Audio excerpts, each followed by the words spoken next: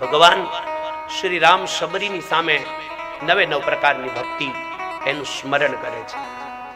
પ્રથમ ભગતિ સંતન કર સંગ.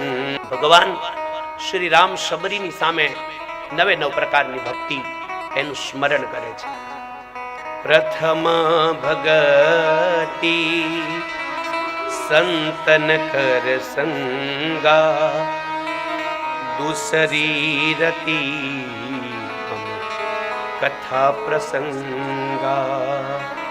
प्रथम भगति संतन कर संगा, दूसरी रति कथा प्रसंगा. हे शबरी, प्रथम भक्ति संतों संग करवो, साधु पुरुषो महापुरुषो ભગવાનનું જે ભજન કીર્તન નામ સ્મરણ યજ્ઞ યાગાદી દિવ્ય કર્મ કરતા હોય, સત્કર્મ કરતા હોય, આવા મહાપુરુષો સંતો એનો સંગ કરવો, આ પહેલા પ્રકારની ભક્તિ.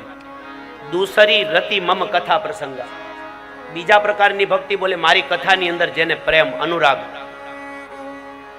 સ્નેહ હોય, આ બીજી ભક્તિ. ત્રીજી ભક્તિ ગુરુપદ પંકજ સેવા, तीसरी भक्ति अमान, चौथी भक्ति मम गुणगन करई कपट तजिगा.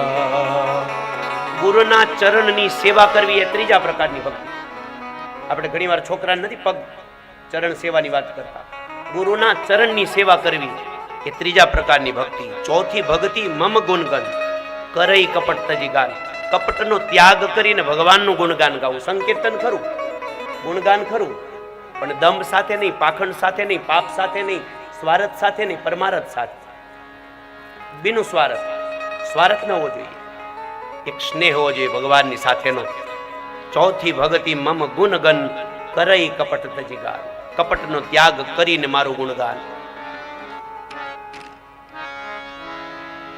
મંત્ર જાપ મમ દ્રઢ વિશ્વાસા, પંચમ ભજન સુવેદ પ્રકાશા.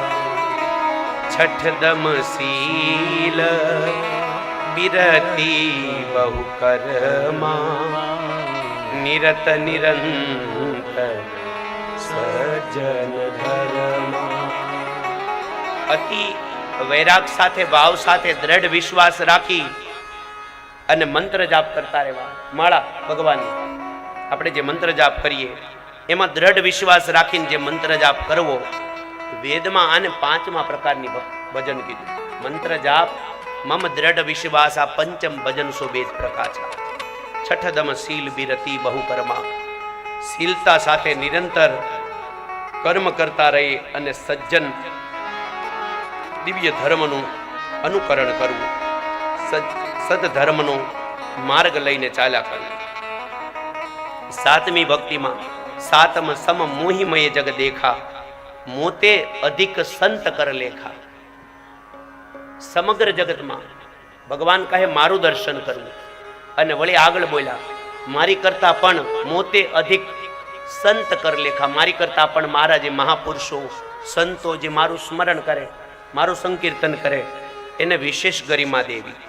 આઠવ જથા લાભ સંતોષા, સપનેવું નહીં દેખઈ પરદોષા. આઠમી ભક્તિ જે મળે એમાં સંતોષ, જથા લાભ અરુ, જે મળે એમાં સંતોષ કરવો, અને સપનામાં પણ બીજાના દોષને જોવો નહીં. આઠમા પ્રકારનું ભજન. નવમ સરળ સબ છન સલ હીના, મમ ભરોસ હિ હર્ષન દીના. નવમી ભક્તિ કોઈની સાથે છળ કપટ એવું નહીં કરવાનું, અને મારા ભરોસે કેવળ રહી અને જીવનને જીવતા રહેવાનું. ભગવાન શ્રી રઘુનંદન શબરીને કહે, શબરી આ નવમાંથી એક પણ ભક્તિ જેની પાસે હોય, નવમહુ એકવું જિનકે હોય, નારી પુરુષ સચરાચર કોઈ. નવમાંથી એક પણ પ્રકારની કોઈની પાસે ભક્તિ હોય, એ નારી હોય કે પછી પુરુષ, એ કોઈ અલૌકિક ભગવાન દ્વારા મોકલેલ પરમ તત્વ હોય, ભગવાનનું કોઈ અનામત દળ, ભગવાનના સંત સમુદાયમાંથી કોઈ પ્રગટ થયેલું